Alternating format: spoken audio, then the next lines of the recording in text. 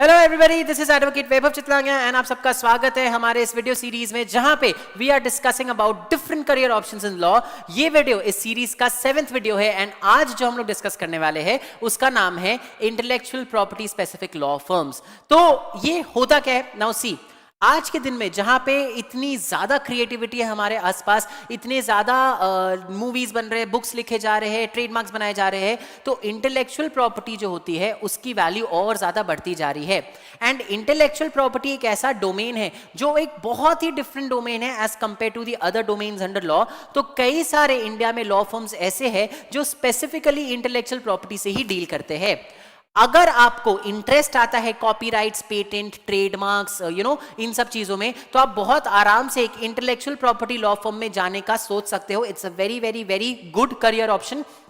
तो आज हम लोग इस वीडियो में उसी के बारे में बात करने जा रहे हैं। नाउ ऐसा क्यों होता है कि आईपी लॉ फर्म्स अलग से बनाए जाते हैं कई बार? क्योंकि मल्टीपल रीजंस है इसके लिए।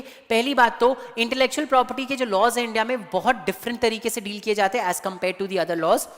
दूसरा, इंटेलेक्चुअल प्रॉपर्टी का जो लॉज है they have a trans border implication, मतलब उनका बहुत ज्यादा डिफरेंट इंटरनेशनल लॉज या ट्रीटीज के अंदर डिफरेंट इंप्लीकेशंस होते हैं, तो वहां पे बहुत डिफरेंट अप्रोच दिया जाता है। एंड तीसरा, it's a very very very greatly emerging field, बहुत ज्यादा इमर्ज कर रहा है, बहुत ज्यादा इसकी डिमांड हो रही है, तो इसलिए इसको as a completely separate law firm भी लोग बनाते हैं। सो हम लोग अब समझ लिए कि इंटेलेक्चुअल प्रॉपर्टी लॉ फर्म्स होते क्या है, तो आइए समझते हैं इनमें क्या प्रोज एंड क्या कॉन्स है। सबसे पहले डिस्कस करते हैं इंटेलेक्चुअल प्रॉपर्टी लॉ फर्म्स में काम करने के फायदे। सबसे पहला फायदा, आपको मौका मिलता है क्रिएटिव लोगों के साथ काम करने का। आज कोई एक राइटर है जिसने बुक लिखी, उन्हें कॉपीराइट से रिलेटेड बातें करनी होगी। कोई प्रोड्यूसर ने मूवी बनाया, उसे ही कॉपीराइट से रिलेटेड बातें करनी होगी। किसी इंसान, किसी बड़ी कंपनी का ट्रेडमार्क आया, किसी बड़े इंसान ने कोई बहुत अच्छा सा डिजाइन बनाया। सो ये जो जितने भी चीजें इंटेलेक्चुअल प्रॉपर्टी के डोमेन में आते हैं, that is more or less related to your creativity, your knowledge and your skills. तो आपको बहुत ज्यादा मौका मिलता है कि आप क्रिएटिव लोगों के साथ काम करो, जो आपको भी आपके बाउंड्रीज को पुश करके क्रिएटिव होने पे मजबूर कर देता है। सेकेंड इज, जो ये जॉब होता है इंटेलेक्चुअल प्रॉपर्टी अटर्नीज का, इंटेलेक्चुअल प्रॉपर्टी लॉयर्स का, it's a white collar job. White collar job मतलब आप आराम से एसी वाले ऑफिस में बैठ के आराम से अपना लैपटॉप पे ये पूरा काम कर सकते हो। बहुत भागा दौड़ी करने की इसमें कोई जरूरत नहीं होती, बहुत ज्यादा आपको डॉक्यूमेंट्स पढ़ना का कोई जरूरत नहीं होता। It requires, when you are dealing with different topics and different issues, it requires application of brain in your very well air conditioned office. So it's a very respected white collar job.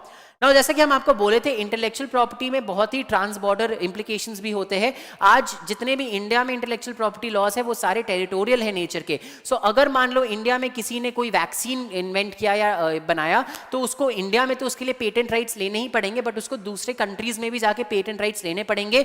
तो आपको बिना चाह के भी या चाह के भी आपको इंटरनेशनल लॉज के बारे में ज्ञान रखना ही पड़ेगा, because that is how you will be able to become a very good international intellectual property lawyer.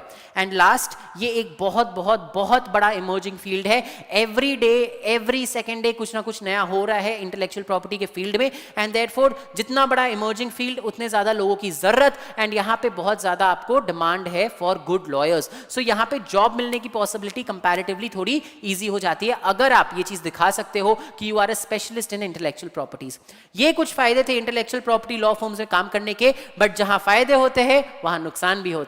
तो आइए देखते हैं क्या थोड़ी बहुत नुकसान है या चीजें जो आपके लिए डिफिकल्ट बना सकती है लाइफ। पहला, जैसे इंटेलेक्चुअल प्रॉपर्टी में ऐसा होता है ना कि you deal with different things like patent, copyright, trademark, design, geographical indication and all these things.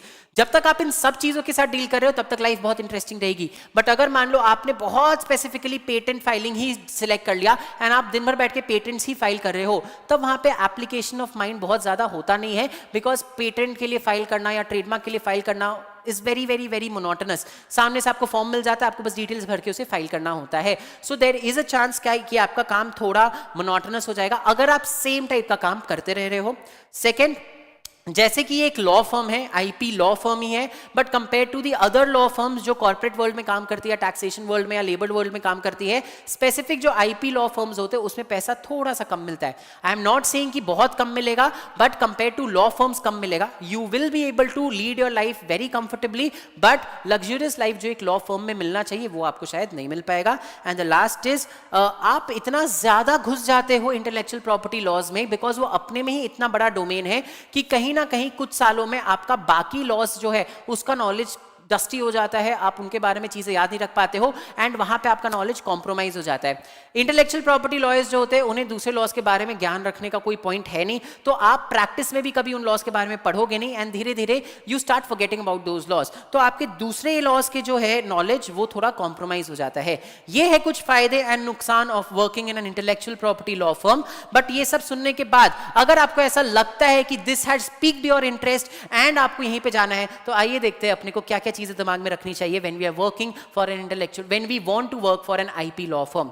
सबसे पहले आपके कोर्स में जब भी आईपी के सब्जेक्ट्स होंगे जैसे कि पेटेंट, ट्रेडमार्क, कॉपीराइट, तो आपको इन सब्जेक्ट्स के ऊपर ज्यादा ध्यान देना चाहिए. You should try to read more about these things, because course में इतना ज्यादा डिटेल में चीजें नहीं हो सकती है, तो आपको अलग से research papers and all of that लिखना चाहिए. There are separate moot court competitions जो स्पेसिफिकली आईपी लॉज के ऊपर होते हैं. You should try to participate in that so that you get an in depth knowledge of these laws.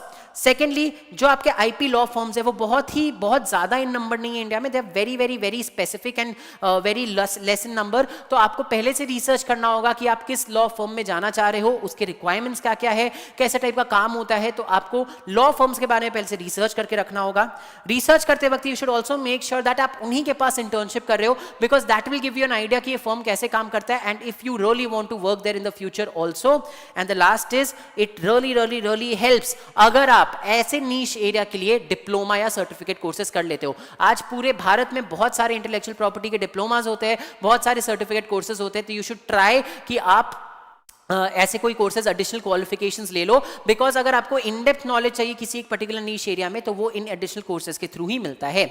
अगर आपने इन चीजों का ध्यान रखा और अपने कॉलेज लाइफ में ये सारी चीजें की, तो आई एम श्योर कि आप एक बहुत ही अच्छे आईपी लॉ फर्म में जॉब ले पाओगे. एंड वो IP law firms can be some of these: Sai Krishna and associates, S Majumdar and company, Anand and Anand, Khurana and Khurana. These are those law firms जो स्पेसिफिकली आईपी से डील करते हैं. एंड अगर आपने अच्छे से सब चीज डिसाइड करके स्ट्रेटेजिकली काम की, तो शायद आप भी इसमें आ सकते हो. ये था everything that you need to know about intellectual property law firms. But अगर अभी भी आपको ऐसा लगता है कि ये आपके लिए नहीं बना गया है, तो don't worry, because we have another option waiting up for you. अगले वाले एपिसोड में या अगले वाले वीडियो में we are gonna talk about legal academia and कैसे आप उसमें करियर बना सकते हो. So stay tuned. तब तक के लिए धन्यवाद.